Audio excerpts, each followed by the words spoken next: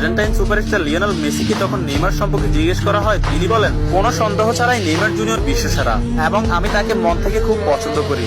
এবং Argentine midfielder Rodrigo D পল বলেছেন, যারা নেইমার জুনিয়রকে ভালোবাসে না তারা ফুটবলই বোঝে না। ফ্রান্সের বিশ্বকাপ জয়ী কিলিয়ান এমবাপ্পে বলেছেন, নেইমার শুধু ফুটবলের রাজা নয়, মহারাজাও বটে।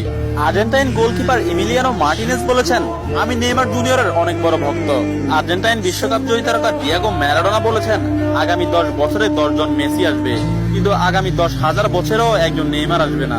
পোল্যান্ড ও বার্সেলোনা স্ট্রাইকার রবার্ট লেভানডস্কি বলেছেন, নেইমারের মতো ফুটবলার জন্ম নিতে হলে আপনাকে 100 বছর অপেক্ষা করতে হবে। তাছাড়া ইংল্যান্ডের প্রিন্স ডেভিড বেকহাম বলেছেন, আজ পর্যন্ত এমন কোন ফুটবলার আমি দেখিনি যার ভেতর নেইমারের মতো ফুটবল আইকিউ আছে, এবং ফুটবলের ক্ষেত্রে কেউই নেইমারের লেভেলের নয়, সে দুর্দান্ত।